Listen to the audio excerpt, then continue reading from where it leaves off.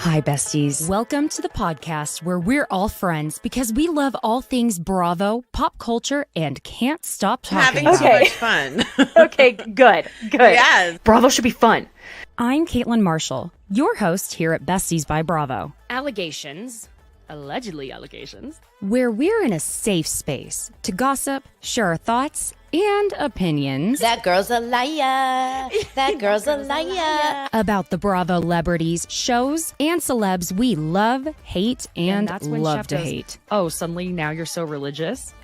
So be cool. Don't be all uncool. He went on a podcast claiming he had a threesome with two women from the Real Housewives of Beverly Hills. Immediately, I was like, I wonder if it's Brandy and Carlton. Because sometimes things may get a little, well, ridiculous. Oh my God. I'm sorry. There's a spider that is coming down. Hold on. Ah!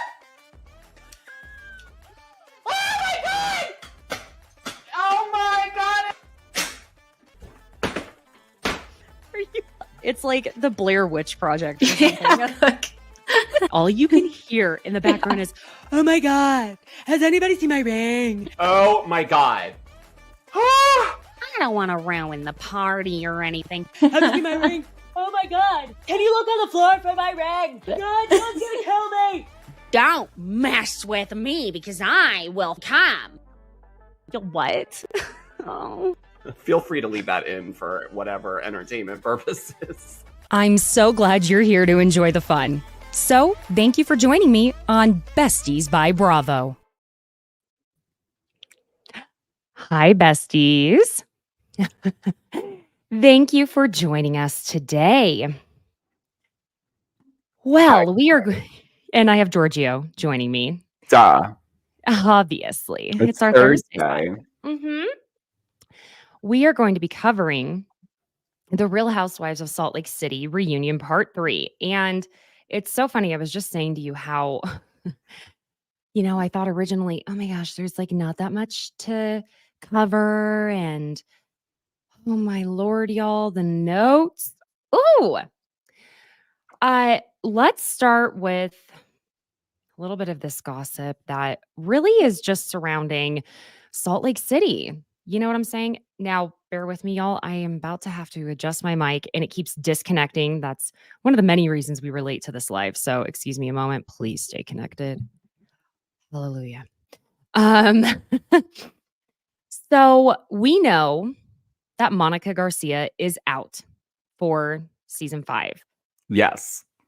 I think she would have had a chance if she had a different attitude at the reunion. She was a bit pompous about it, and I think that worked against her. I also think that her saying that she told casting on her first audition that she was a part of this page really, I think, pissed Andy off. Yeah. Whether she actually did or not tell production is the question of the day, because Variety did an entire interview, which I covered a little bit of on my TikTok. I didn't feel like it was anything super substantial. They had Lisa Shannon, who's the SVP of Shed Media. They're the production company for Salt Lake City and New York. And I feel like they do another show, but I'm not sure. Maybe it's just those two. I'm not certain.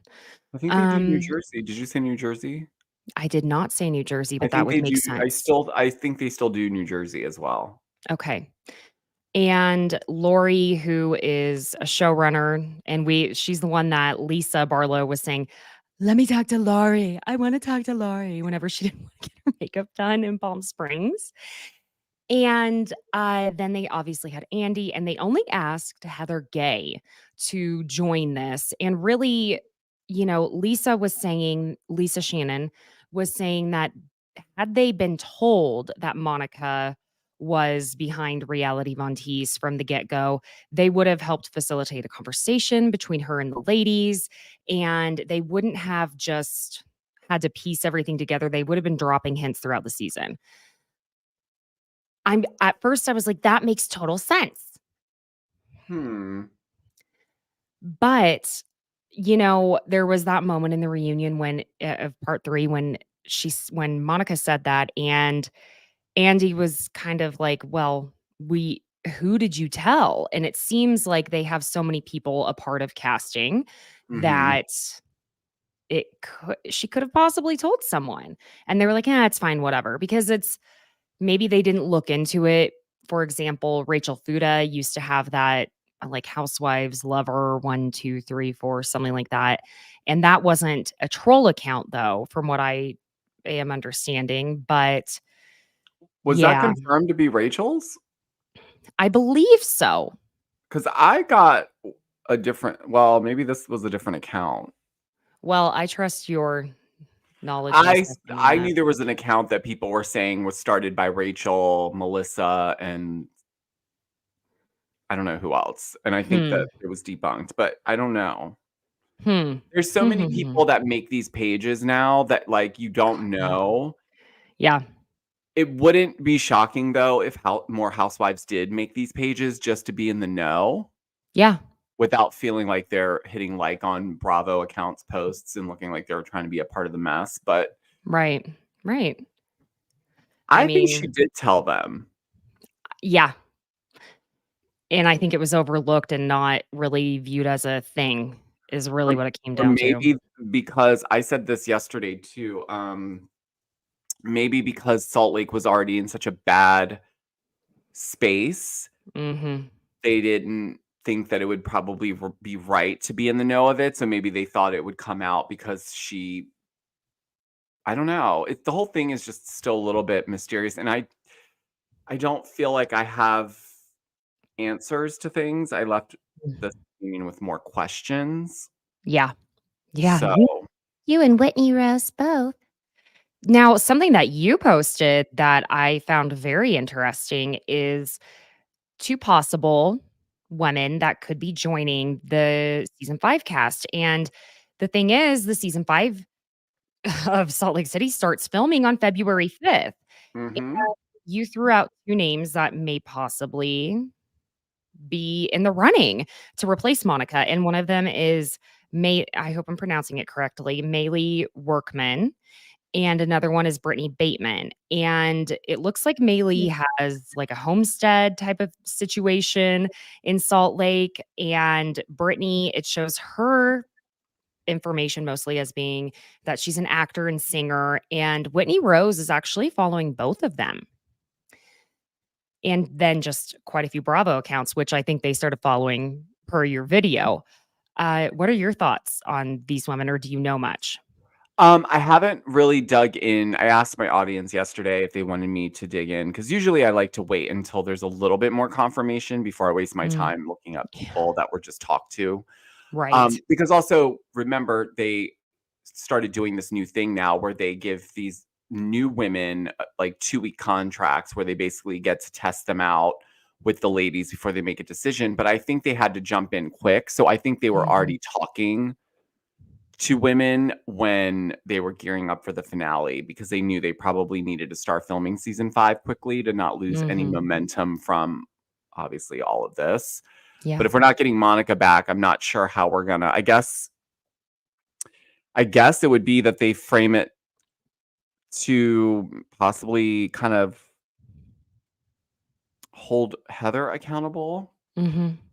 because the Mhm. women kind of gave her a pass, the reunion, Yeah. but I feel like they might need to unsettle that dust and kind of confront her because I feel like a little bit of a double standards happening here. But Agreed. Agreed. And something just briefly to touch on, unrelated to Salt Lake City. Did you see? So, you know how Joe Bradley from Southern Hospitality and Danielle Oliveira from Summer House slash Winter House, they've been dating, maybe not with a label on it. And Joe and Luann were on Watch What Happens Live. And people are saying that they saw Joe and Luann like all over each other at a hotel in New York. And then there's some talk that Joe kind of pumped the brakes a little bit with Danielle, that she's the only person he's seeing. I'm like, listen, what? I know. I mean, Luann can get some men, so I'm not gonna say that's out of the question, but He's 28 years old. He seems that's like just her he's type. well, but I feel like she's kind of hit the point, especially after watching Girls Trip, that she's more like, okay, I'll take someone at least in their 30s, but she does like them young. I don't know if 28 is too young though. That's It's a young. couple years shy of 30. She probably was like, eh.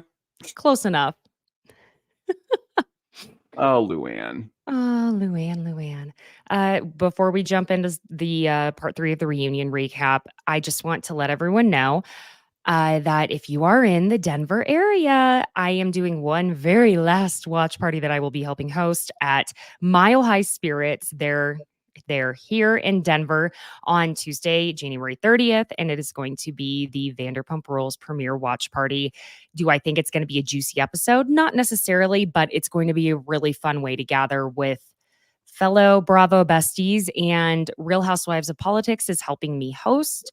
So it'll be a good Amazing. time. Yeah, we'll see if we can get a little swag in from them and things like that. So just wanted to let y'all know that. But shall we jump into part 3 of the Real Housewives of Salt Lake City reunion? Yes. Yes, but quickly to the Vanderpump Rules premiere that you're Mm. hosting the watch party for. I did hear a couple people have watched it and they said it's actually good.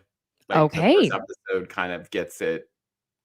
Gets It's the ball interesting. rolling. Yeah, there's something about it. So I don't know. Multiple her. people who said that they got a chance to see it said similar Mhm. things. So Okay, that's good to know. you might be pleasantly surprised. We all might be pleasantly surprised. We'll see. I love that. I love that. I love that. Okay. Sick. Sick. Disgusting. Oh my gosh, they really were hitting up that Tabernacle Choir at the beginning of this episode. My God. They need to find new sound. It's a little creepy now. The It music. is a little creepy. It is. But what was cracking me up is that Andy asks Meredith if she's mad at him. He's like, She's like, because no, I always look at people like this. yeah, that's just her face now. Okay. That makes me feel better because in Vegas she kind of gave me the same looks, and I was like, "Are you being nasty?" But that's just how she. Well, and then I started cracking up because he was like, it usually happens at New Jersey reunions, but not this one. Okay, Andy. I mean, it does sound about right. No. Also, remember people said that he like freaked out on the ladies because they were all talking. When did that happen? I never saw him freak out. No, honey, he was gentle parenting. That man is the father clearly of 2 toddlers, and it showed because his patience was totally different than Andy pre-daddy when he was zaddy Andy. No, daddy Andy was present. Okay, let me just make that very clear. Because I've been really on that toddler train lately to the point where I am getting screamed at. And I'm not talking about screaming in the way that a lot of these women will be like, "Oh my God, you screamed at me." No, I am getting screamed at for handing a cup of milk to my toddler rather than letting him get it off of the high counter himself. So then I have to set it back on the high counter and after he's screaming at me, and then he's fine. So the type of patience that it takes for that, I can see it trickling over for Andy. Well, and all the years of him hosting these reunions has helped him become a more patient parent, I'm sure. Oh my God. So So Andy brings up the games, and we see Lisa in the flashbacks losing her mind over having to do her own makeup. And at the reunion on that couch, she clearly is really embarrassed by it. And of course, Mary's not going to do her any favors. She's like, "This is not good. It's not a good look." Like, Mary, she knows. She gets it. And during the package, we see the Pioneer Day game of, "Who are you kicking off of your wagon? Because that's a Pioneer favorite." Uh-huh. And when we come back, Lisa is trying to tell Monica she needs to stop with how she argues. And she's like, "You're really not good at arguing." I she's not, feel though. she's not. She turns into a teenager, and it's Yes. like arguing with a teenage girl. Infuriating. Because it's very much, so are you, what am I? Like, Yeah. it's like that type of banter. You can't, what are we doing? No one wins. You can't win. How can you win that argument? No. And what's funny is I feel like in her own petty way, Lisa was actually thinking, like, trying to be helpful. Does that make sense? And we Yeah. love baby gorgeous, but I really do think she was like trying to help, but she was doing it in the most petty way possible. Then we have where Meredith, the butter she churned, because Whitney clearly had been listening, reading, whatever the fans were saying, because she leans over. I'm just impressed you kept churning the butter. Everyone, hello, everyone. I'm still here. I'm in my prom dress, and I want you to know that it's so funny that Meredith kept churning her butter. She didn't have anything really going on, it seemed, at No, this reunion. As much as I felt like she was a big part of things, it's like this reunion, it really sat with me like, oh my gosh, she had nothing. nada.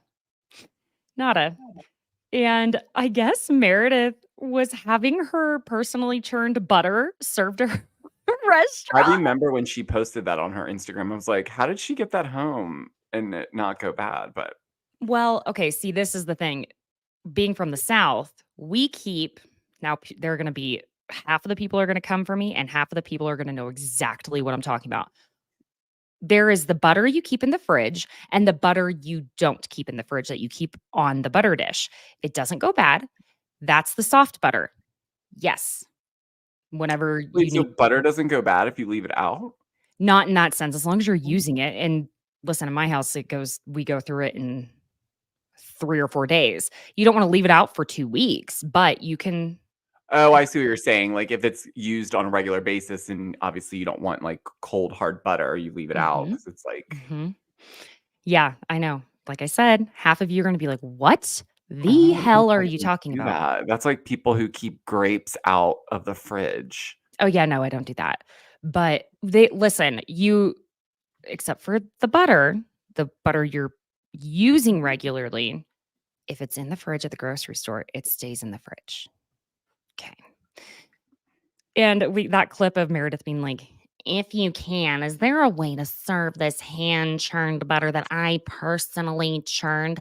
I gave a jar a hand job just so I could bring this perfectly churned butter. And that hand job lasted at least 4 hours. Am I right, Seth? She does not like she ceases to amaze me. This woman can do it all. Like the caviar, the rumors. Little rumor. She really has solidified herself as a top tier housewife this season, Meredith. Yeah. With the accent switching and all of it. And she has a sense of humor about it. That's why she is in that top tier housewife status. If she were getting all pissy and hurt and upset, like she and Lisa Barlow know how to take the joke when they're being silly and ridiculous, even if in that moment they're being dead serious. That is what it takes to be top tier housewife. I just want to put that out there. Okay. I agree because even Angie learned how to, like, you can tell that she's very much a part of the joke. Yes. Instead of taking it like people are like making fun of her, she's like making it her joke. And that's what I love about housewives that have a sense of humor about this, because it's like, look, you have to know people are going to find something to poke fun at. And obviously the edits set you up for that. And so it's nice to see that they can take it with a sense of humor with the rest of us. We can not feel like we're like walking on eggshells if we mention it. Exactly. So Andy asks Lisa when the last time was that she did her own makeup. She's like, probably 2019. You have a makeup artist on retainer who every day, no matter where you're going. And Heather's like, it's John Barlow. No, it's not John Barlow. No matter where I'm going, I have glam every day. They don't touch her up throughout the day. And she says, it's glam and go. Yep. And I'll have it until I die. And Mary, of course, Lisa, you do know that's insecurity, right? No, it's not insecurity. It's what I like. And then Angie's like, she also can't see.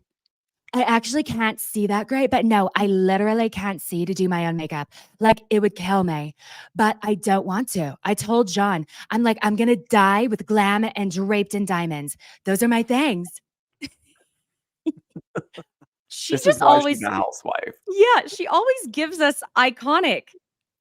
But she's so confident in her responses that you're just like, yeah, Totally. I of believe you. course you do. Like, like, why wouldn't you? Yeah. I mean, obviously. Now I need glam to go to the grocery store and Target. Glam and go. Could you imagine? Glam and go. Andy asks Monica how long she's been practicing the Lisa Barlow voice, and Lisa's like, since season 1. And Monica tells Lisa she's like So obsessed with thinking she is obsessed with her. and then Monica's like, Your voice is so easy. It's basic. It's basic. You just have to go deep and draw out your A's. Like, oh my God, Monica. now listen, Monica's not totally wrong. It's like a mix of that, but then you also have to add the A's into some of your eyes. And then sometimes you have to get a little higher with your voice. Oh my God, I love that. And then it's like flattening. Family. Yeah, exactly. It's like throwing in random unknown accents, Yeah. family, folking. I need to go to this accent school that her and Meredith went to kind of Right? twist things around because I love it. They're children of the world. They Like travel. unique. It's like their own language. Well, and like Utah has a specific language. Sorry, y'all. Accent. I'm exhausted. I'm not gonna lie. I am not even gonna talk about this little 3-day diet I'm on that makes me want to scream. So I'm a little brain fogged, but I'm halfway through it. The diet thing. Anyway. Yeah, Utah, the accent in some spots, the way they'll say like Utah, it's Utah. Yeah. What? Mm-hmm. Mm-hmm. It's so I feel like it's an interesting mix. And I also sometimes I hear Angie has a little bit of that same like accent-ish that is specifically consistent between Lisa and Meredith. Not the changing part, but there's a little bit of it in there too. Mm-hmm. I don't know if I'm even making sense. Then they go to Meredith with her Whitney impression, and it ain't there, Mare. So sorry. And Mary's like, I can do it. What do you mean? It's like up here. Whitney's like, I don't. I don't sound like that, do I? Yes. Guys? Oh, I don't know. I have to look at that dress and that hair again. Girl, the extensions. Who did Ugh. that? Who picked it? I want to know. I'm going to find out. I need to find out who dressed her, who did her hair, and all of it. Because what were you doing? I mean, I have had those type of extensions before. And when I was a hairstylist, I was certified in that type of extension. They're individual beads. And anyone who would pull the way you're supposed to do those type of beads is you need to leave a parameter around the front of the face so that at least some hair can cover that. But if her hair is so fine and thin around her face, that is the wrong type of extension for her to have. She needs to have the tracks here in the back and like a few that come up like way up high up here. It's just not, no, I screwed my hair up, but whatever. It just, someone help her. And like, why was her eyeshadow purple with a green dress? Was she going for mermaid caught in a fishnet? I don't know, but the makeup was even like not. It didn't look professionally done, or like I don't know. It looked like she slept in makeup and came and just. Yeah. Yeah. And Whitney is gorgeous. Yeah, so it's really hard for her to be looking like garbage. Exactly. I love the way we're saying it that way instead of, yes. Yeah. And then Andy says that he heard Angie does a good impression. I thought Angie's was pretty good when she did, but she plugged her nose a little too much. The rumors, the nastiness about a husband. Oh man. I like it when they're having fun because the fun only lasts for a moment on this part 3. Yes. Andy brings up Mary's comment about Gucci not making a size 14 corset. Did you hear this too when she said this on Watch What Happens Live? Did it not sound to you like it did to me, like Mary kept saying corset? Yeah, and she probably was because she mispronounce. I think she Yeah. mispronounces words sometimes. Mhm. So she probably you called me pornography. Yeah. You called me a pornography, Yeah, sweetheart. what? And Whitney looks confused quite often, but the look of confusion on her face at that moment was she gets that very she cocks her eyebrow and what?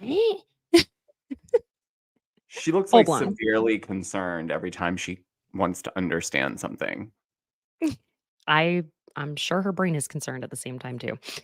And then Mary says that she didn't even mean it, like body shaming. She wasn't thinking of it that way. And then she tries to pay Heather a compliment, being like, I think she looks good today. I guess she shamed me because she looks great. Okay. Which I have so much Mary on the brain because if y'all haven't seen the Kim Richards deep dive I've done on my TikTok, I am going to be doing a Mary Cosby and Family deep dive. And y'all, wow. That's a lot. God bless Wow. Spirit for even going Yeah. down that rabbit hole. Mhm. Mhm. Well, when Andy asks Mary what she thinks her future is within the group, she basically or essentially is saying that she's just going to keep being herself. And if people in the group are willing to open up and accept her, she'll consider it. But then she says, as far as like the push out of her, and I think she was also referring to Monica, she looks over at Whitney and she's like Whitney acts like she's terrified of me, which she's not. And Whitney's like, I'm not scared of you. that she says, The feeling of fear you're getting from me is my fear of disappointing you. and I guess like Meredith and Mary have had their own, I guess, disagreements off camera. And Meredith tells them, well, I guess I can give you guys lessons on how to navigate Mary. All right. Well, first of all, I'd love to see an altercation of a back and forth with Mary and Meredith. Right? They must have, they walk himself back down. yeah, they definitely have an agreement not to do it on camera. You know it. You know Oh, it. 1000%. They all get up to go to the bathroom except for Monica and Andy. And Andy just straight up ignores her on his phone, like making it clear I am focused on my phone and the awkwardness of it. Like I needed Monica to like pull out her own phone or something to like, do you know what I mean? Like it was, I think she secretly sat back because she thought she would be able to get some one-on-one time with him, and oh he yeah. isn't going to do that because he's still mic'd and no. Mm-mm. Mm-mm. No. So we get to the Bermuda package, and Andy's saying to Monica, that we haven't heard her side of the story, but I do kind of feel like we have. And here are some of the just simple facts. She says she didn't start the account or come up with the name, but she was a part of it. It was started in 2021 when the show was already airing. And she says she hadn't given her evidence to the FBI yet, but had given her statement against Jen at the time. And she says for the 500 millionth time, the whole point was to expose Jen and expose the truth of how she was treating her employees and that she felt like the page didn't come for anyone else.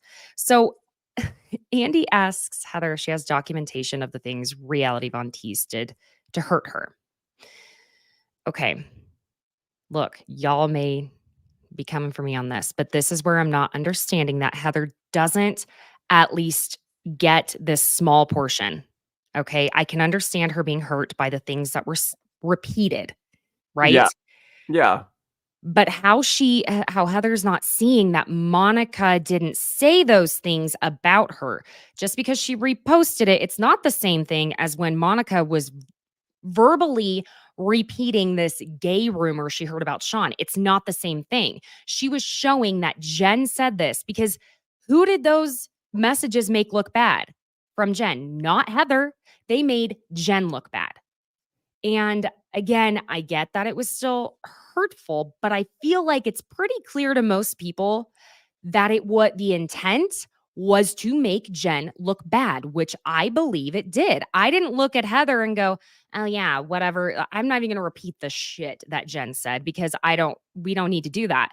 It No. didn't make me look at Heather any differently, but it just made me look even farther sideways at Jen.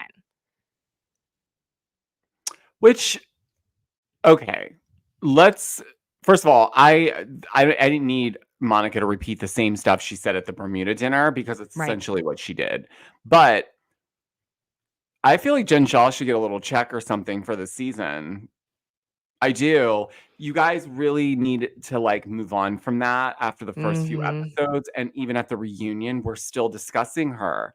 So you guys are kind of giving her this bigger head while she's in prison. Like, yeah, the show clearly can't go on without me because y'all are still using my name. Which, to be fair to her, they are. Like, if you guys are going to lean in the direction of we don't need her to make the show happen, then stop bringing her name up. Exactly. And I think eventually Andy tries to make it clear, I think we can put Jen Shaw to bed now. I hope so, guys. So then Andy looks at Heather and says, "Explain to me how this works." And Heather's like, "How what works? The internet?" And so Heather tells him to go to the Instagram page and says the original one got taken down for cyberbullying, but Monica denies that that's the reason. And then Heather's like, "Oh, because of the cease and desist." And Monica tells her they weren't worried about the cease and desist letter they received because they had facts and we did nothing wrong. Now, that's the thing is like people can't sue you for defamation if what you're saying is you don't add in any colorful language, Right. but you are stating facts. Mm-hmm. However, now you and I have talked about this type of thing before. I don't know what the legalities in Utah are about recording someone without their knowledge. There must not be any issues if we have talked about it this much to this extent. Yeah, Georgio is going to look that up for me because that's the only thing that I can see. And I don't believe there's anything illegal about sharing private messages between yourself and someone else. So if someone sent the people behind Reality Von Tease a message and then that they decided to share that message with them and they share it. It's just like New York. You just need one person to consent, and the person can be you if you're the recording person. Okay. So I there love you go. those laws. I wish more states had them. Uh-huh. Maybe. Yeah. Um So Monica wants to again make it very clear it was not her calling Heather the slur and calling her those things. But Heather still is like, "Well, you did by reposting it." Again, no, not the same. Monica's saying that they were trying to defend Heather, and she says, Heather's like, "Well, thank you for being a courier of horrible lies and shit about me. And thank you for putting it out into the universe and tagging every Bravo account out there." I think a little bit of this was because Heather was going to have shit to answer to, and she needed to really pin this down real fast so that it was clear who was in the wrong more here in terms of deceiving and lying. Because I'm sorry, there's just a double standard that I can't it's frustrating. It is because not because I'm excusing what Monica did, because No. again, I agree. I think, and we've talked about this in prior recaps, she should have come out of the gate with this information to the women. Yes, I was a part of this troll page when we were trying to take Jen Shaw down. You guys were just used to be filler content, so it wasn't so obvious that it was a Focused, takedown Jen Shaw page. I don't want to start on this foot. Like, let's get to know each other. I put it out there. Then you can bring up the brother-in-law thing. Then you can go on into all the other truths. Whatever. She didn't. And so, to be fair to all the other ladies, you wouldn't want to hear? Listen, I was saying this to someone on Instagram. It's like you discovering that your partner cheated on you, and you find all this evidence, and then they start trying to explain all the evidence to you. You don't care anymore. You found out the wrong way. So now why should you believe that person? Right. So that's not the issue I have, but the issue is like there's just something about it that was a little bit too convenient for Heather, at least. Mm-hmm. That's how it felt, at least watching the reunion. Yeah. They really were focused on making Monica the scapegoat for every issue they've ever had with each other. And it Mhm. was interesting how they all were so mushy gushy. We're in such a good place together now. And yet they weren't, they were almost not acknowledging the fact that, well, they're in a good place together because they came together against Monica and they want to stay in that good place together. And no one's willing to speak out against any of it to the point where they could possibly get themselves out of each other's good graces. And, Heather keeps saying, "You are not the hero in this, Monica." And Monica goes, "I don't care. I'm fine with being the villain in your story, Heather, because you're the clowns in mine." Woo. Now, this post about Heather, I don't know if anyone caught some of the little things that were all over this one Instagram story post that Reality Von Tease put up. And it's gotta love how, production put it up for us on the Of screen, course. where it says, "Y'all's grandma is still pretending she can get Black D, still looking a brother to actually say yes to this." Then it also says in a small part of it, I'm sorry, I must have taken a note very strangely. Just got my hands on a good video of her saying some racist ass shit. And it has a poll for the followers that they can click "she would never" or "let me see it."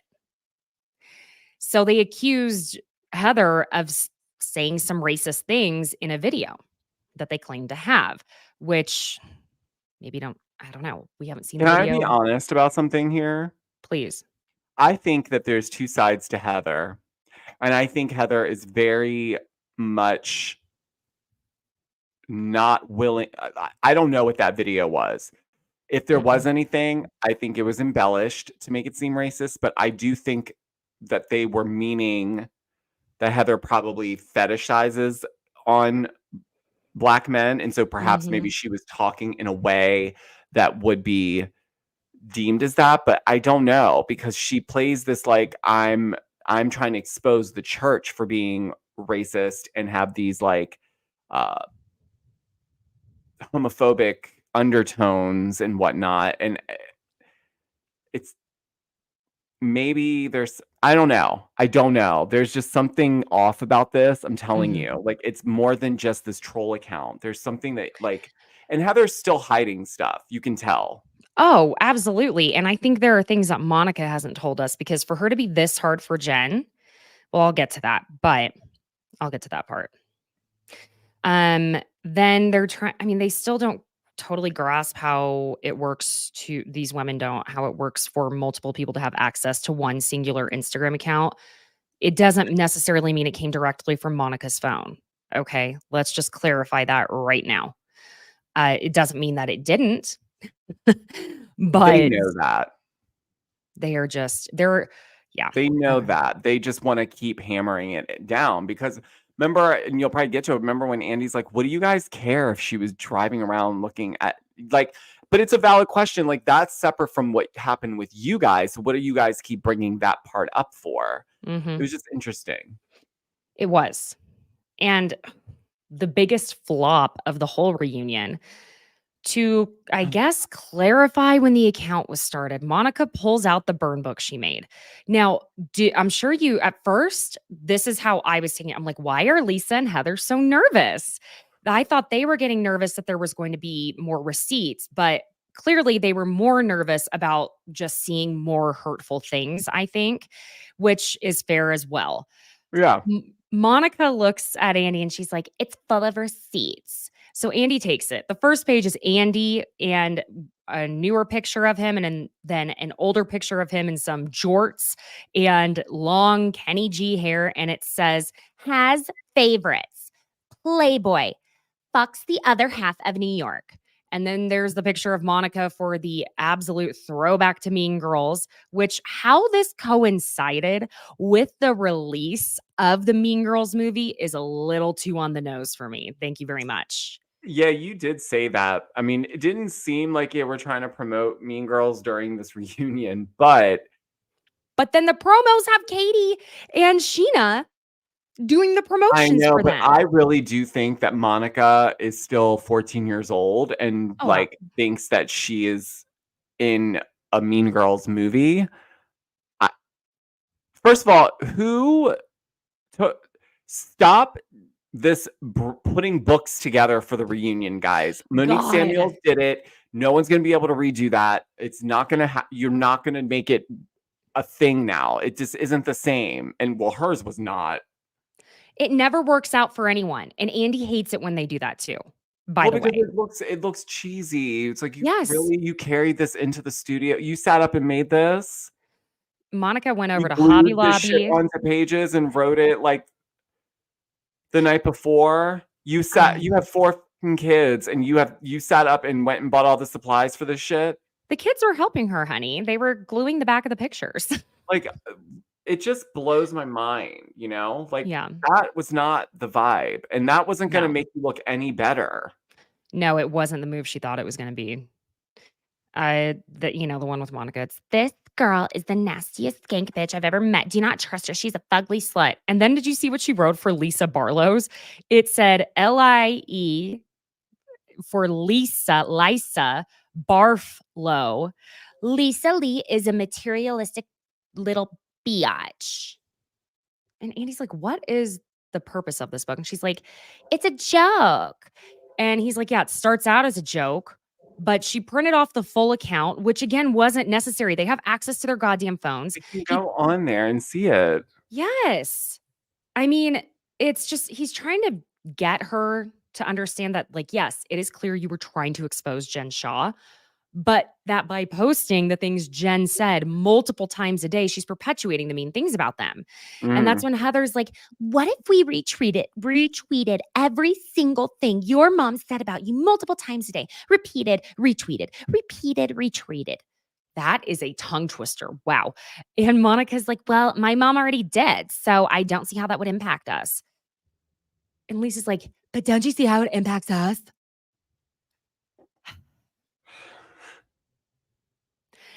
When Andy goes, I got to tell you something.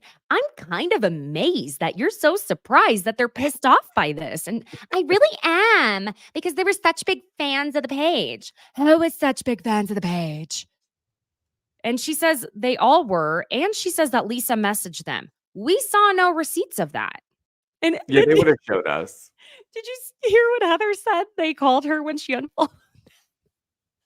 Heather goes, You called me a fuckface skink bitch when I unfollowed you. yeah, sorry, friends. This is the uncensored. Once you watch it on Peacock, I've been trying to rein in Oh the my gosh. explicit, the curse words, we'll say. I'm only going to say them when I feel like it's kind of necessary. Okay, I swear. The only thing that was of any consequence from this was the DM she printed off between Angie, but it was just That Angie wasn't saying, even no. She was saying like, oh, it's how saying Jen calls me out when she doesn't have anything. And I was going to give her a ruthless response, but my husband talked me out of it. And then when it was exposed on that page, and that's what's confusing to me too. She said, when it was exposed on that page, why didn't she say when it was exposed on your page that it was the best effing day of my life? You can also see Angie was saying in another message below it that she received so many messages and tons of people went to the page to look at it. And she was saying, I just love how many people saw it. Again, that doesn't look like she was actually messaging with the page. Why wouldn't she say how many people went to your page? So I think she got that DM from someone else. Yep, just like she sent that information about the tax lien to someone else to send from a new troll account. Yep. Yes, she's done this before, so trust me, she knows how to do it. That's why it's hard to believe anything she says. It is. She tends to look off over, not to sound like Craig Conover, but she really does. Every time she's about to lie, she looks off to her left. And she usually It's just whenever she has to think about it, that's where she would look over Andy's shoulder. So it was, Mm. I was getting too analytical. I'm not going to lie. And, they talk about how she tried to post some positive things, and Heather's like, that's 1 out of 10,000. Thank you very much. And Lisa goes, based on the things she wrote, you did not like any of us. So why do you want to be our friend? Why do you want to be here with us? Because based on everything you wrote, you fucking hate us. And Andy's like, did you want to be their friend or be on the show? Both can be true. No, they're both not true. You didn't want to be their friends. No. Not at all. Come on.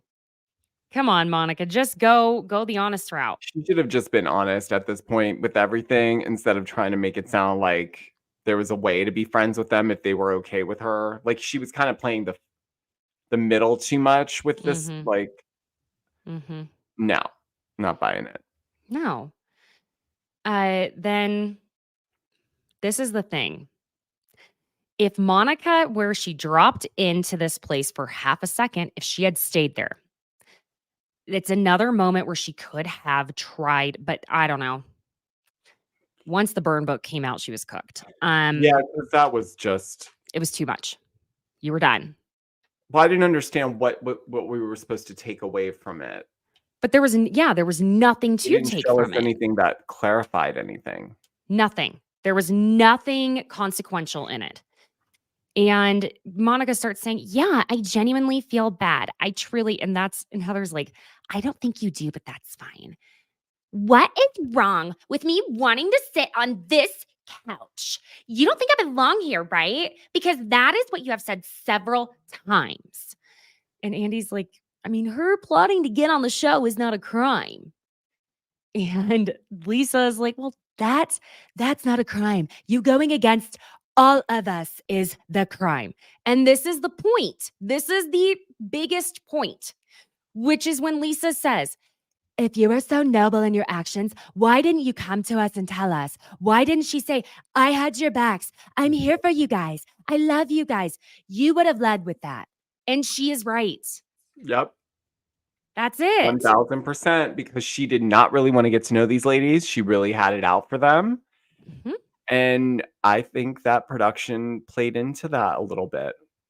They They probably were like, yeah, go ruffle their feathers. Yeah. This could be interesting. Well, and it's like, she says it, she thought, or she knew it was going to come out from the jump. And Andy's like, well, you led with the brother in law affair. And why not do this? And Monica's like, well, whenever we started the page, we agreed to take it to the grave. But This you is told the casting. to the grave, unless I'm going to be a real housewife, of course. Duh. I'm the new queen bee. It's so warped. I can't. Yeah. So whenever Lisa had gone on, I don't remember whose podcast it was. There's so many. God. Everyone thinks they can have a podcast nowadays, right? I know. She had said that Monica was watching Jen and all of them through Jen's security system, her videos. And I was like, Lisa, that is a jump. Monica is not that stealthy with it. But oh my God, I just thought this was kind of a wild accusation because, it's Lisa. Like, I think she was watching through no. Because Lisa says, how did you get those videos? Because I know how you got those videos. The same way you knew I was going to meet Snoop Dogg with my friends. And this also was so interesting. Did you notice this in the flashback when Monica was saying that to her? I went Monica back got to that tripped up. episode because I must have seen it, but didn't think anything of it at the time because we obviously didn't No. know what was to come.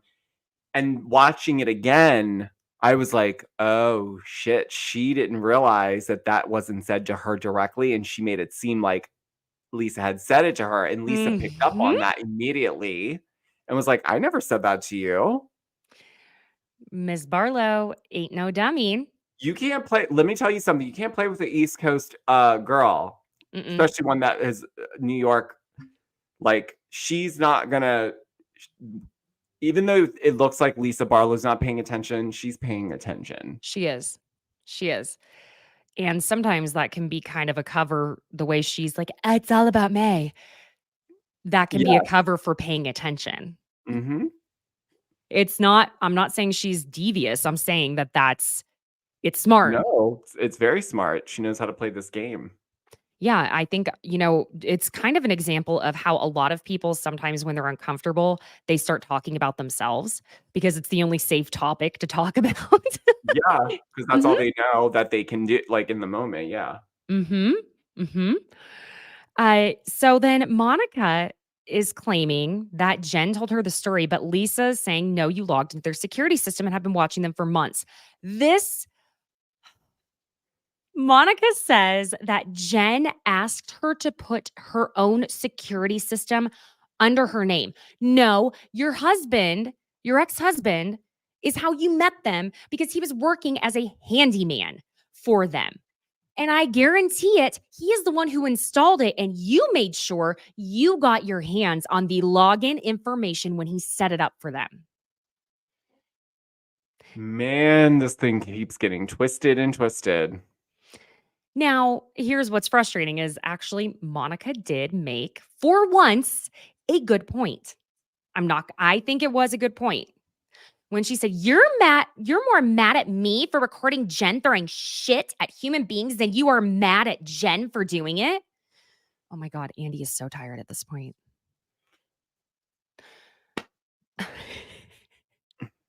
Because they all just keep talking all at once. It's just about Jen too, though. It's like, oh my gosh, He's she like, wasn't even on this season. He's like, we aren't even giving this bitch a paycheck. And he's probably thinking, now we're going to have to see all these stories that Murillo is going to be having to put up for Jen from prison.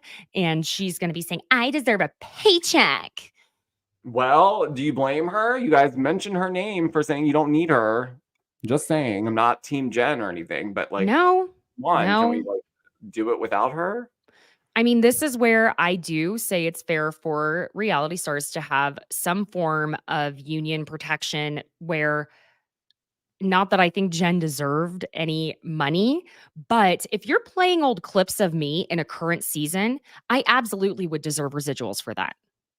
Pay it towards a restitution. Well, yeah. So, I mean, regardless, that's the way that should work. That would Okay. You actually give make Bravo Flash. look good. Say that again. That would make Bravo look really good if they just on their own were like, we're actually we feel like we mentioned Jen too much, so we're gonna actually give a small portion of money to the restitution. Yeah, I think that would have been fantastic.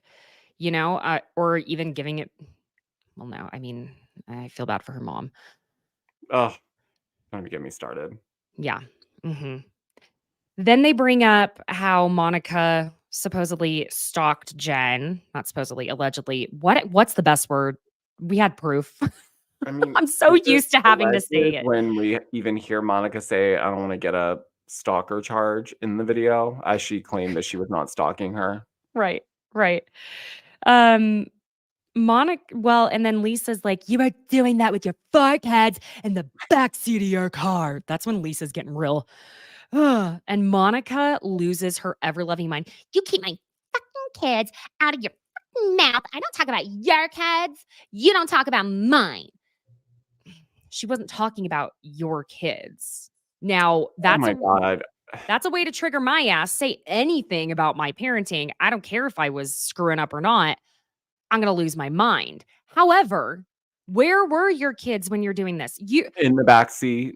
That's the thing that is really irking me, and I don't like criticizing anyone's parenting because as a parent myself, it is painful to have anyone speak about my parenting. However, she at least one of those, her youngest, at that time, I believe would have been around my son's age. And I can barely I mean, when I say I can't do anything like without a lot of hands on deck with him. And she had one that age and two others that were very young. The two other girls, Bree, because she has 4 kids, Bree and her second oldest daughter, weren't, once they hit around like 9, they're a little bit more reliable on things. However, So what? You had Bree playing mother at home, or they're in the backseat of your car while you're saying this stuff and displaying that behavior in front of them? So probably because if you look at how Bree acts, she acts more like the adult in the situation all the way around, which is So I'm sad. not a parent. I'm not gonna sit here and try to be like, oh, shame on you, but like poor Bree. That's No, what I truly. feel. And I'm not saying that to be shady. I say that out of like complete empathy. Like that's a Mhm. lot of weight to have to carry as obviously being the oldest and then having to navigate through these toxic relationships of your own mother. Like, And I'm grandmother. sorry, but like, I don't like judging people, but like, then don't go on these shows, babes, because we're gonna have an opinion about it and it may come off judgmental. But at the end of the Yeah. day, Yeah. you're not proving anyone wrong. I think the whole thing, I think all the Monica stands out there. One thing I would like to understand is if this is what you stand, Mhm. then I mean, if you like it, I love it, but I don't get it. To me, it's cringe. This is not like top tier housewife fighting status. No. No. No. Um, yeah. So Lisa says, or Monica says she defines stalking as doing things repeatedly, which is what she was doing. What you did. Oh my God. And then she says that people do this to their boyfriends all the time. And Lisa's like, yeah, when you're 12, when you're 16, not when you're 40, you're a single mom with no income. Oh, shit. Ouch.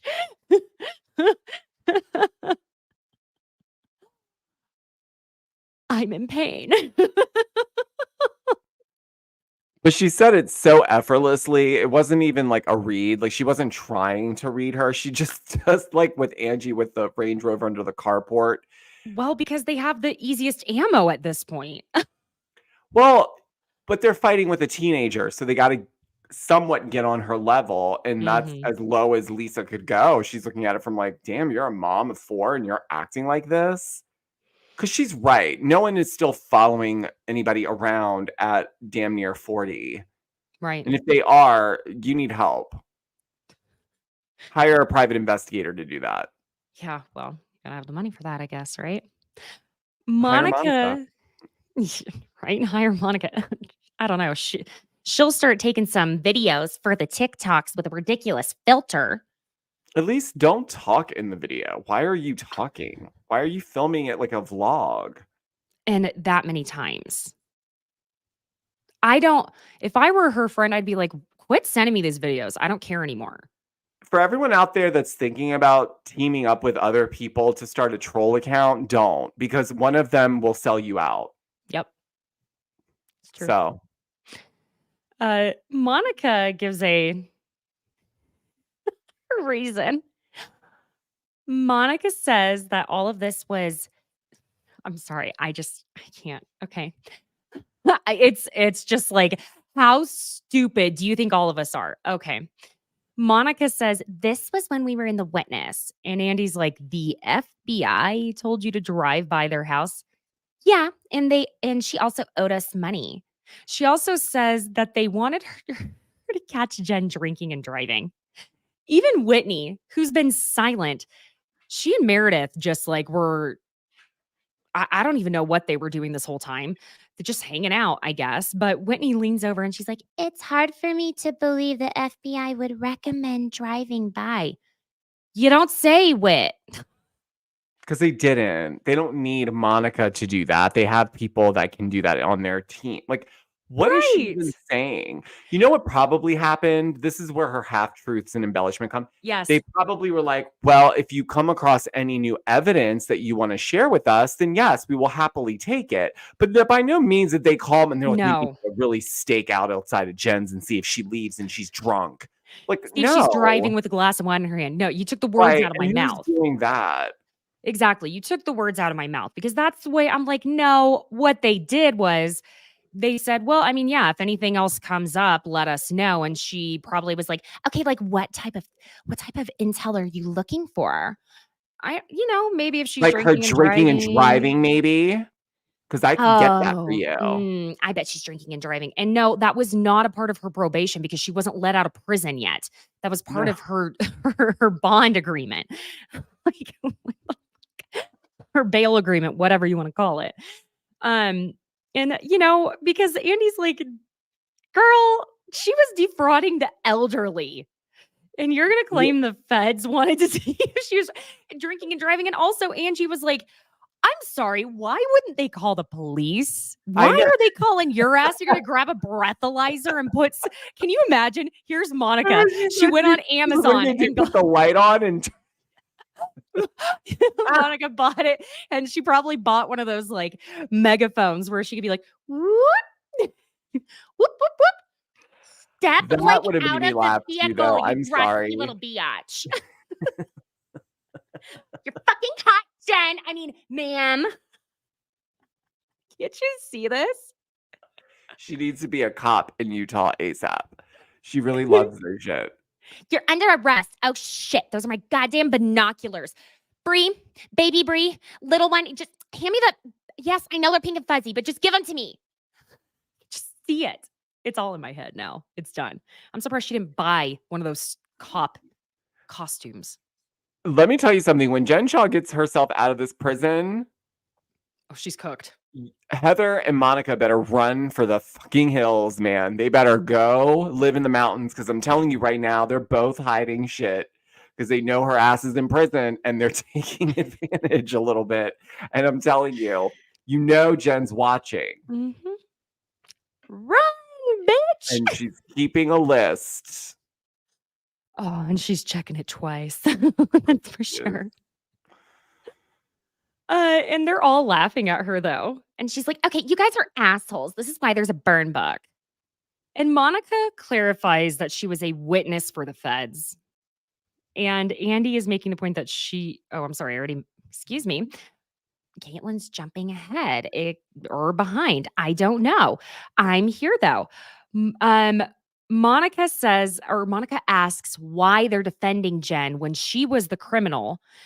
The truth is they aren't defending Jen now. Mm-mm. Last year would have been a different story. Because they were. Mm-hmm. Or they were scared to, say what they really thought. Mm-hmm.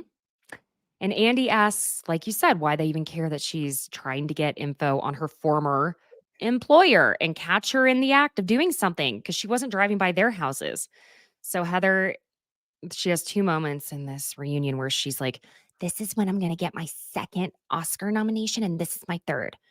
Heather says the capability it would take for a human being to befriend someone as a fan, to beg to work for them, to then give them a chance to work for them, then infiltrate their lives, to become their assistant, to install cameras in their home, to watch their security footage, to take every opportunity to take that, then post it, then spread it on social media. That raises a few alarm flags for me and makes me think I don't necessarily want to be their friend. Monica goes, that sounds like amazing time management skills to me. Again, no. You should have been refuting some of that, not being like. She knew she was cooked. I mean, there's a steady decline with Monica in this part 3. And it just goes down and down and down. And she gets more and more defeated. And there's this account called Your Bish Therapist. And it's like, play on bitch. But she really had some great points about Monica and how she most likely experienced childhood trauma. And that she's really stuck in that and was focused and obsessive on Jen to just hide her own pain and not confront it. And she also noted that the women were rightfully angry and upset and were coming in hard because of that, but that they very much made Monica that scapegoat and sacrificial lamb, which is a role that it seems that Monica is used to in her own family. And I just found it interesting because it was just kind of reconfirming those things that we know, but it's nice to hear someone who's a professional Well, it's Tell you that. easy for Monica to deflect to Jen Shaw stuff because it's way worse than whatever Monica's encountered in her life. So it's makes her feel better a little bit. Yeah, yeah. Um, Heather says if Monica would do it to Jet, do all this to Jen, she'd do it to her. And that it's not iconic, and she thinks it's not okay that they're joking about it because it's ruined her experience as a housewife. Come on. Give me a break there, please. This part about the trolling being the worst part of the job is such BS. Y'all, if you knew some of the shit, I don't even get half of the shit that, for example, Georgio has to deal with. But even that, it's not. I said this on my episode yesterday, my podcast yesterday. That's never going to be the worst part of this for me. Mm-mm. Mm-mm. It to me is just like 20% of the job. You're going to get people that shit talk and don't like what you say or don't like you. That goes 1,000 times bigger when you become a housewife, I'm sure. But at the same time, there's so much more pros Yeah. than that. Like that can't be the knife in the back for all of. I don't think they all would agree that that's the worst part of the job. Exactly, because she says that the only hard part about this job are their trolls on social media, and that if the network could change that about it, then they'd be able to get higher caliber women who will expose their lives on TV. No, Heather, baby, the network is not going to try and get these accounts taken down. That is free advertising. Hmm? Honey, that's not the way this works. No, unfortunately, people don't know how to let's look at the early 2000s and even now, but now we're a little bit more privy to it. But back in the 2000s, we didn't have all these accounts that would post updates or pictures or whatever. So you either waited for the Us Weekly to come out, In Touch Weekly, or you watched E! News, or you waited for the news to be consolidated into a magazine of some sort, or Perez Hilton, you would go to his blog. He was about as close to like a fan account that kept people updated. But we also know now that people back then, agencies, reps, would call paparazzi, whether the celebrity knew or not, and give them every single detail of where they were going to be, because photographing them was putting them in the spotlight even more. And even if it was negative, it was press. These troll accounts, if you will, our accounts, all of us who cover Bravo, we are those publications from we are essentially doing the same thing. This helps promote the shows. Do you think that these ratings would be still even where they are if we weren't talking about this as much as we were? Thank you. Because I think I've also been getting a little frustrated by the narrative of it all. Well, they watch our every single move. Well, do you want us to leave you alone? We can. What would happen then? Is my next question. If all of us stopped talking and paying attention to who you were following, who you weren't following, what if we lost interest and we stopped doing it? What would happen to your show? You wouldn't have the platform or the opportunity anymore. So, no, I'm not saying you should be thanking the troll accounts, but I do think that you should not be making them into the sworn enemy that they are being made into, especially this one. The troll accounts, I will say, the ones that are faceless, that are just being nasty, like, I don't think it all adds up together. But I mean, that's not the majority of the accounts. Like Bravo accounts, we talk about what's going on and we share what's being reported on, or that we find out through people that are connected. But like the Reality Von Tease accounts, like they're few and far between in my opinion. Those are like sub-tiered. I don't follow those accounts. I don't either. It's just like going on X or Twitter and like, those like, that's a different beast, I would say, than Instagram and TikTok, because totally, Twitter is easier to just spills over from. Yeah. Okay. And don't think that Monica wasn't pulling dirt and throwing it out on Twitter and then using stuff to kind of, so it's all the same to me. And I don't see why Heather was playing on that so much. She just kept I don't either. bringing that home. Like, that's the hardest part. I would think the hardest part would be having your children be on the show, not having a say over your edit, but at the same time, that is part of the job. Yes. That is what you sign up for. There are so many people who choose not to be on reality television because they know what goes along with that job. Got to give and take. Monica ends up saying, higher caliber women. So someone like me doesn't belong here. That's what you guys keep saying. And Lisa, baby gorgeous kind of bucked up to Andy in production for a minute there. And I was like, oh my God. Lisa gives 0 fucks. Because Lisa goes, you guys brought her on here knowing that she wanted to fucking take every single one of us out. And nobody gives a fuck. Well, I have this clip here. You guys brought her on knowing that she wanted to fucking take every single one of us out. Nobody gives a fuck. This made me perk up because I think that I think what she's saying is true. Mhm. I think Lisa knows that they did know. Mm-hmm. I don't think Andy knew. No, they wouldn't tell Andy that because Andy would say absolutely not. There were people who knew. Production, casting, yes, and they kept it to Casting themselves. did, yeah. That's it. There were a lot of people who did not know. I think there were more people who did not know than there were that knew. Mhm. But there were people who were aware. Well, and Andy says that no one knew. Back to that. And Heather tells him that Monica says production knew. And he asks her who. And Monica says the first interview they did at her home, she ended up talking about it and that she told them in casting.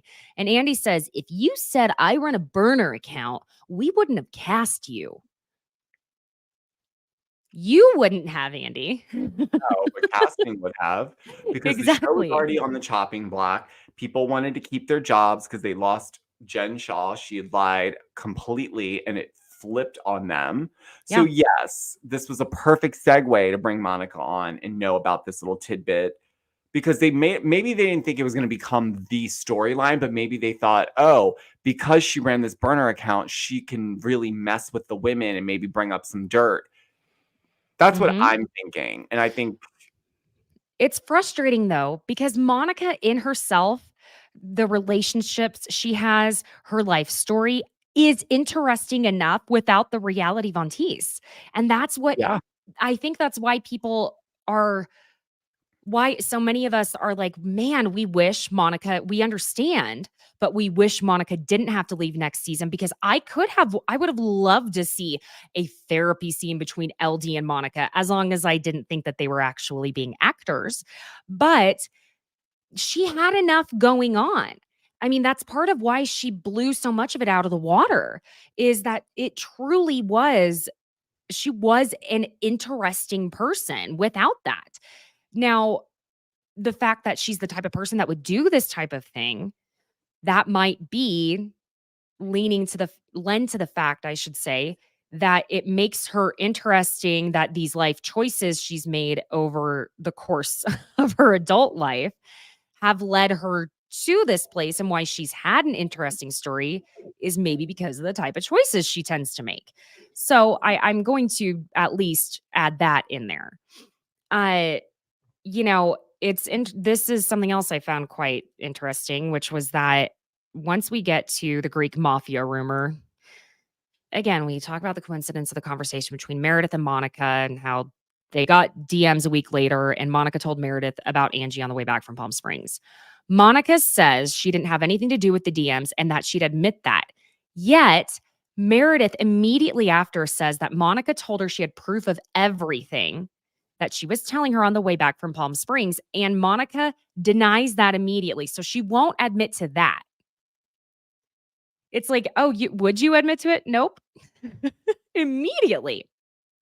Because then that would tie her to sending that other DM.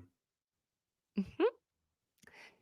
It would have been wise of her to say, just Google it. You can find it. Mm-hmm. That would have been wiser to have as the comeback.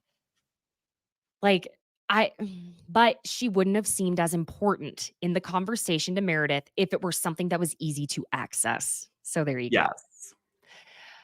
Yes. Monica didn't talk to anyone else about this conversation they had. And, you know, Angie addresses the whole thing. She's self-made. She's done a lot. She's, we know all this. I'm not trying to negate it. I'm just trying to move us along, basically. And Andy points out to Monica that she can't just bring up something on television like the gay rumors about Sean and not have repercussions.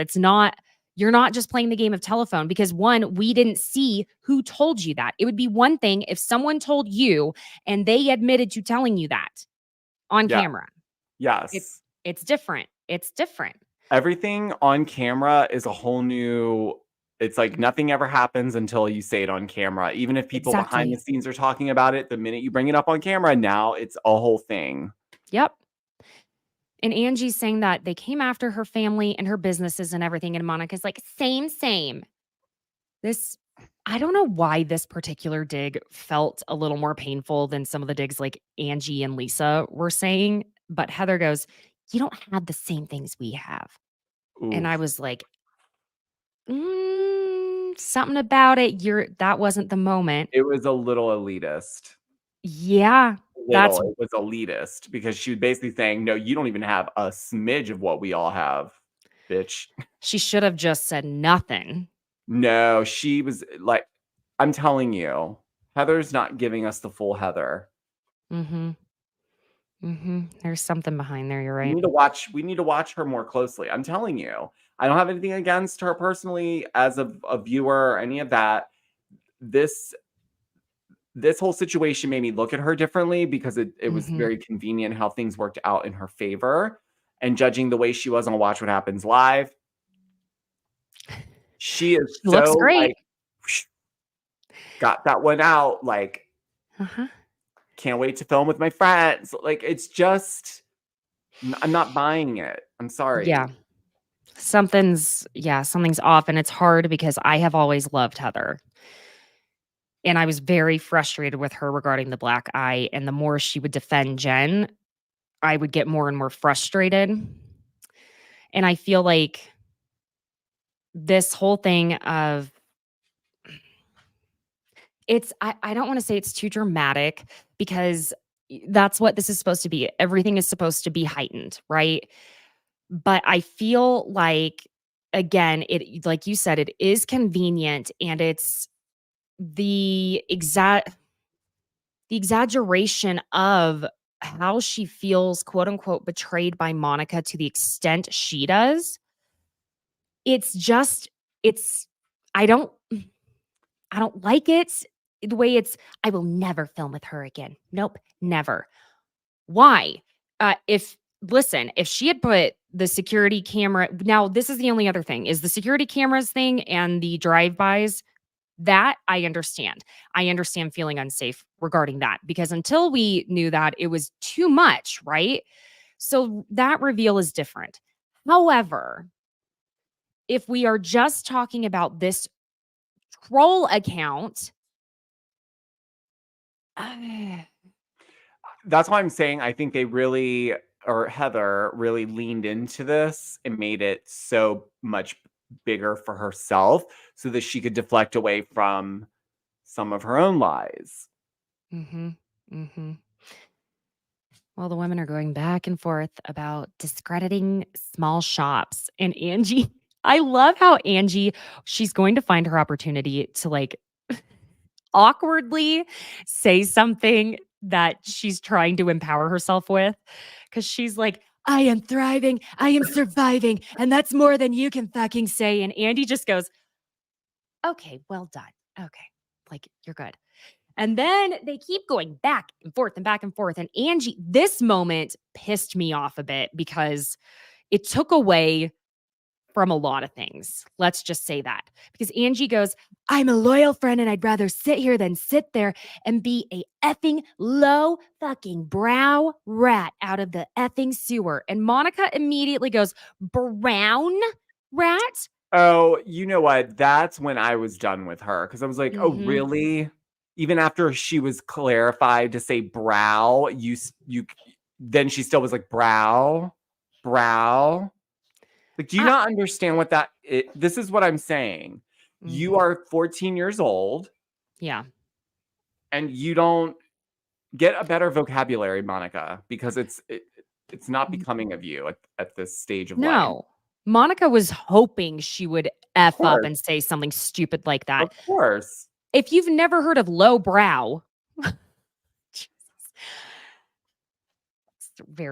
it was very annoying. And then they're screaming at each other, and Andy's just so exhausted. Oh my God. We're almost there, friends, because we're at the black eye.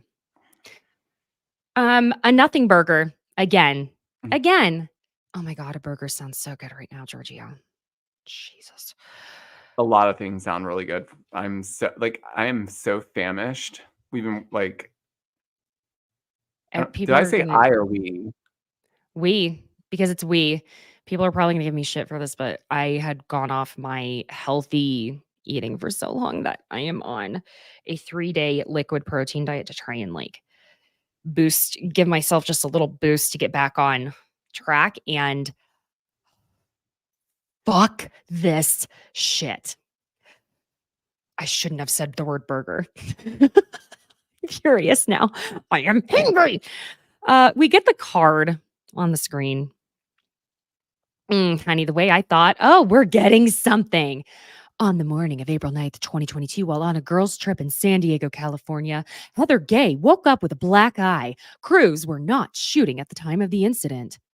To sum it up, we get some security camera footage after Heather says she doesn't know what happened because of all the drinking and that she was scared of Jen after covering her for 3 years. We can't even hear the security footage to the point where Heather has to speak over it.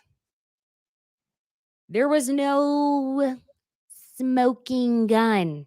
She wasn't holding the wrench in the library with Mr. Mustard, Colonel Mustard. Oh my God, I gotta Heather stop making knows food how she references. got her black eye. She remembers it, and this is why I can't even believe her at this point. The fact that you did all of that and we wait all this time, and then you think you're going to give us the story, and then you still tell us, I don't really remember. But Give I me a know break. that she came in the next day, and I think she just realized that she did. So I needed her to help me with the story. What? I'm sorry. I not been that many times in my life, but the few times I've been blacked out drunk, I still would remember if someone punched me in my face. That wakes you up. And I have had my own fair share of nights out with my friends. Not once has any of us ended up with a black eye. I've told you all the story. Now, me versus a pair of skinny jeans in the early 2000s is a totally different story. Well, we were just coming out of flares, so that was a bit of Yeah. an adjustment for us, to be You know fair. what? Thank you for validating me on that because it still is embarrassing. And I I don't have realize we came large from boot feet. cut flare era, and then they were like, "Here, suck these skinny jeans on and wear these out." And you're like, "Oh my God, I can't even. How do I get these on? The It ankles are was so getting them tight. off. Yeah, the What shoe do ankles. I wear with this?" I have such big feet that, like, I'm telling you, especially after McCoy, I'm pushing a size 10. Stop. You were Oh, these dogs bark and they are not small dogs any longer. Um, it's more like 9.5. I used to be 8.5, 9. Now it's like it's a real thing. Anyway, yeah, I was trying to get them over my heels, like the heel of my foot, not shoes. That would have been even more dumb. So Andy brings up that Jen is still denying giving Heather the black eye, and Heather apologizes to everyone, the network, production, cast, the audience. And she thought she was covering up this black eye with humor. Do you know what would have been and this is another instance where it's like, no, Heather, why didn't you just say, Jen, bitch, you gave me a black eye when you were trying to do this and that. And you know what? It just became a bigger deal because you weren't honest.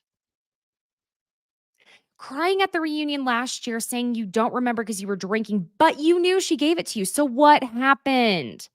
You lied on book tour saying you hit your face on a cabinet. But then she also said that, and remember her saying that that was edited out. We heard that she was claiming production edited that out. And Andy ends up having to say, yeah, production edited that out. Plus, you saying someone got in the house and hit you because of the non-disparity clause in the rental agreement with the vacation rental. This is where I think Andy was like, now hold on a second, because you could have cost people their jobs because you knew the entire time that that's not a possibility. And you held on to this. Sorry, I know we're focusing on the black eye, but did we forget that she also had scratches and bruises on her arm? So where did those come from, Heather? It's just infuriating because no one would have gotten in trouble if they had just simply said, we don't really remember, it was just an accident, though. That's it. That's all they needed to do. Instead of coming up with some bullshit plan of maybe like you got poison in your eye, spider eggs, like it's In what maybe a world would anyone producer, actually sir. believe that, though?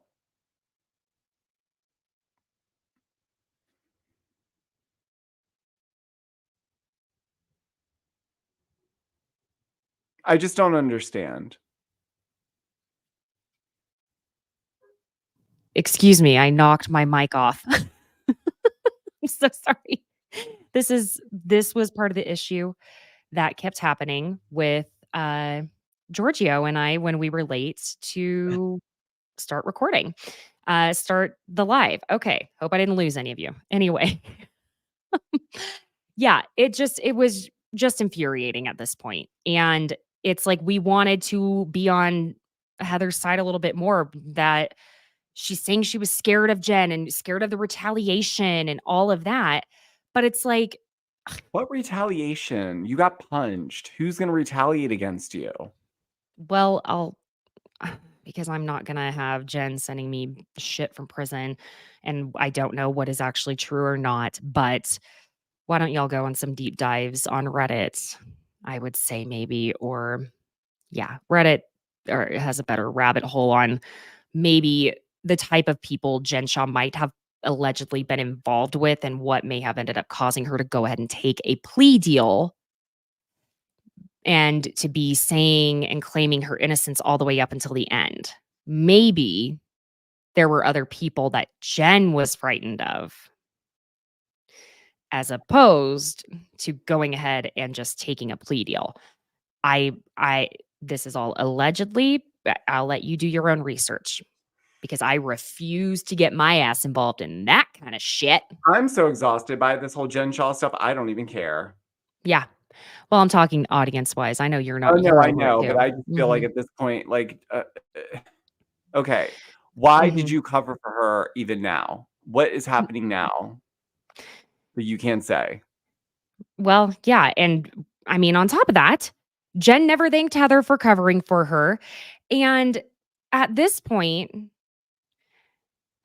Heather says she thought that if Monica was going to be contrite in Bermuda when she was confronted with that, that when Monica was not contrite and just like was firing back at them, she felt like she was falling into that same Jennifer. What? Well, maybe that's her same Jennifer Shaw trap. And then Heather says, if this is part of the job, then maybe. See this, Heather stopped herself. She was not about to say, then maybe this isn't for me. I know. I was thinking the same thing. She took that back real quick. She was like, then it Uh-huh. shouldn't be part of the job. I'm still going to do it. I'm just saying. Right. Andy also tried to ask Heather if she should show Monica the same grace that she's asking the rest of the ladies for regarding the stupid black eye. And then Andy ends up asking Monica what she thinks about what Heather was saying. And Monica says it was hard to watch regarding Jen and all of that. And this is a portion I just kind of want to address because Monica says, I do think that Heather and I, more than what I know, maybe they have gone through it. Honestly, I think Angie too. Lisa. What about me? What about May? Did you see Angie start laughing as soon as she said Yeah. that? She's like, girl, Shut up. calm down. Just let her talk, baby gorgeous. Man, I love it. Oh my God. And Monica says that she's talking about physical abuse from Jen Shaw. And she looks at Lisa and she says, I don't think you were physically abused by her, were you? And Lisa's like, she almost beat me up on a van, but maybe that doesn't count. Here's the thing. Because also, she makes Monica finally, again, this is one of her few good points that she does make in this reunion. She says that both she and Heather experienced trauma from Jen, and they both went about it in totally different ways. Monica believed she was being proactive in her retaliation, and Heather was going inward. And she says she understands Heather's fear of retaliation because she gets phone calls now with people threatening her because of all of her involvement with the Jen takedown and everything like that. And she understands Heather's decisions for how she handled things. Monica is now suddenly in this place of sheer and utter defeat, which she has been. Now, when I say she's been beat down, I don't mean to say that at the same time she hasn't been on her feet throwing blows too. But I feel like there is something way more that happened with Monica and Jen Shaw than we knew. This was not just about defending your friends. This was not just about being upset at things she said to you. And I'll put in a trigger warning right here. Monica's husband, when they were together, her ex-husband, he was arrested for domestic violence when he struck her in front of her children at their home. Monica hasn't even spoken about that at all. And she's talked about a lot of things. And if she has, they've cut it out. Well, I would think she would have brought it up at the reunion since the divorce was finalized. But maybe Unless- they cut it out because they know that the Mm. story is not going to go in her favor anyway. So they don't want Yeah. to probably Yeah, people would probably be like, "Oh, now you want us to just feel bad imagine for that you." wasn't brought up as part. Like, why would she not talk about that? But that's also the point is if there is some sort of trauma around that type of physical Yeah, abuse, which anyone would have, of course. because we have seen Jen, I mean, be pretty violent aside from the black eye, throwing things off the boat, throwing drinks, trying to drown, like telling Whitney she's going to drown her in the bathtub. Sorry, that would, I'm trying, it's all serious, but that one was just because Whitney just going, huh? That's all I could see in my head. But, you know, Sharif is gone a lot with what he does for work. I, you know, I don't know. I'm not saying don't think I'm taking this anywhere with accusing Sharif of anything. That's not at all where I'm going. I'm saying that he probably is grateful for the job he has to not deal with maybe what Jen was doing at home and to the people in their home. I'm not talking about her kids. I'm talking about her employees. Yeah, 1000%.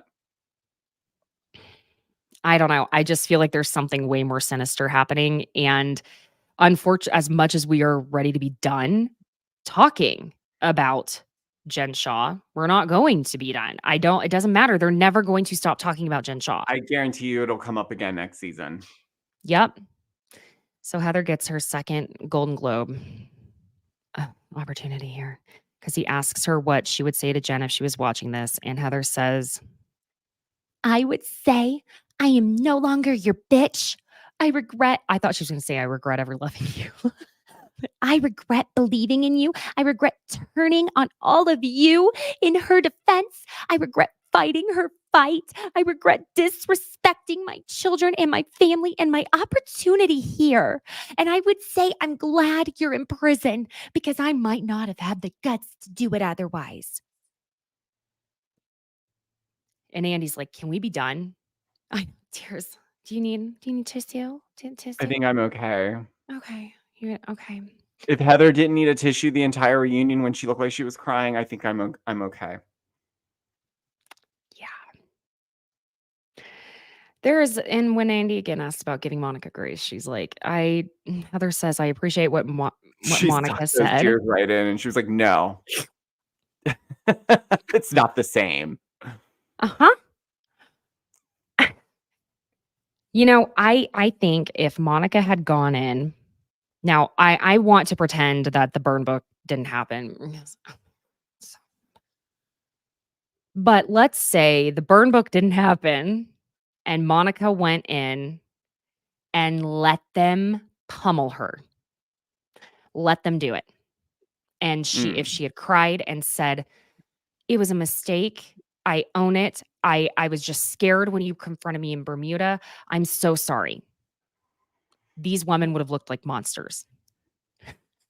To attack the Oh, single mother. of course. Yeah, if she would have played I'm telling you, and they probably wouldn't have come at her that hard if she was. No.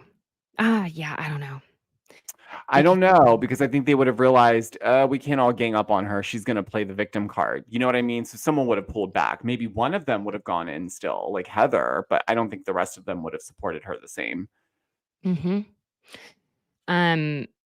It comes down and then Andy's like, "Oh yeah, Whitney's still here. Whitney, what do you think about a path forward, Monica?" And she's like, "I'm sorry, I can't give you a more straight answer," but she says she's triggered by everything with Monica, and I think my interpretation of what Whitney was trying to tell us was that she doesn't really trust herself around someone like Monica. And gosh, I can be the same way. I can be now I've especially with becoming more public with putting myself out there the way I have, which is different than when I was doing the acting thing. That was totally different. I have had to learn some of the hard ways to be careful in that sense, but I understand when you have good intentions, it's hard to assume other people don't. And I Yeah, feel like this was Whitney made sense to me here is basically my long way of saying that. Um, I got what and you were saying. yeah, Andy just asks Monica if there's anything else she feels strongly that she wants to say, and she just says no. And Monica is absolutely just like Taylor Swift said, "You killed her. She's dead." But truly, she is completely defeated at this She point. was done. Yeah, put a fork in her at that point. She didn't nothing because she knew nothing she was gonna say was gonna change it at that point. Mm-hmm. Mm-hmm. And before we conclude, I'm just going to say hi to a few people. Hi, Lisa. Hi, Irene. Hi, Adam. Hi, Hi, everyone. Just Kelly. Thank y'all for joining. Thank you to everyone joining us on this live here. And we conclude with Andy asking them to do the warm and fuzzy, cold and prickly. Angie's was Greek Easter. The prickly was the real bears, the nastiness. Whitney's warm and fuzzy is that she's in a stronger place. Prickly is being disappointed by Monica. Lisa, "Oh my God, I have so much warm. The new dynamic in the group and just Jack Barlow." I she and Shannon Storms Bedore love to say a first and last name together. But you know what? Lisa does it in a cool way to me. Like, Yes. it's like cool to use the full name. She's like, I Exactly. love it. And she says her prickly is the way they're leaving the reunion. Meredith says her warm was churning butter, and Andy's like, "That's your warm and fuzzy from the season?" And she's like, "I was really proud of myself." And Angie goes, "She's gonna start a butter line, I guarantee you." And Meredith goes, "A butter bath." You know she's gonna do that for next season. She should. She should. It's a great idea, Oh my moisturizing. god. I mean, well, not Amish, but I guess what, Mormon butter? I don't know. Okay, never mind. Ignore me. A Mormon butter bath by Meredith Marks. But she's not Mormon, so it's kind of interesting. Uh, and I'm gonna say hi to Christina as well here. So Heather's warm, or I'm sorry, Meredith's prickly was having an off-camera conversation with Monica. That was pretty smart. Yep. Heather's worm was the book event, and prickly was Reality Von Tease. Monica had probably one of the best answers. Her prickly was Bermuda, and her warm and fuzzy is Bermuda. And they toast to some of the fun times of the season, and that was it from there. Friends, I can't believe Salt Lake City is over this season. seemed like it could go on for years. I know. I felt like this could be like a whole series that plays throughout the whole entire year. Yeah. I mean, thank you for doing this season with me. I don't Thanks know for what having me.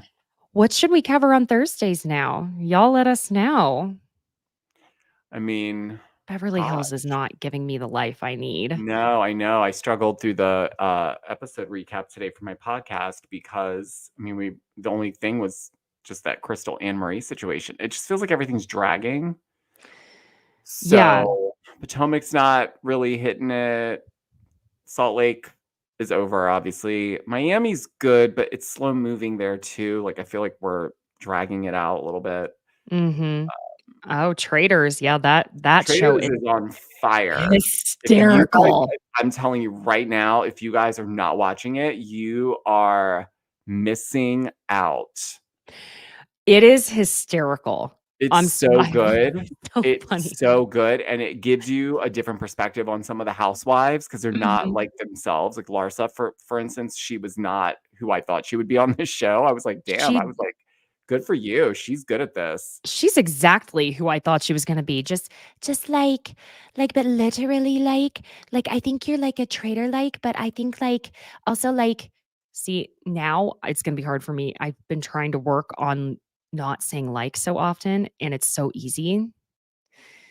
Anyway, I don't wanna give any spoilers away, but yeah, maybe we probably would if we did Traitors, I don't think we'd make it as in depth as we do with, the Housewives shows, but we could always start doing Vanderpump Rules on Thursdays.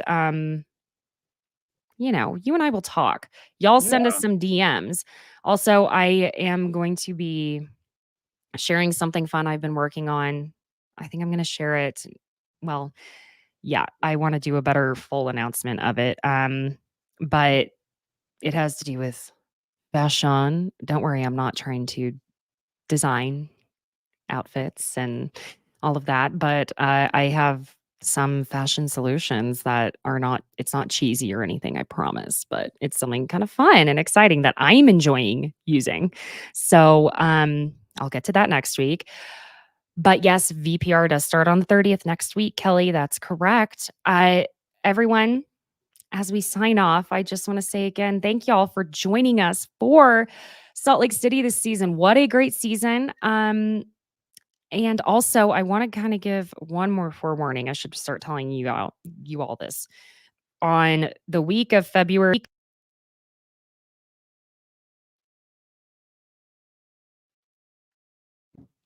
Mm-hmm.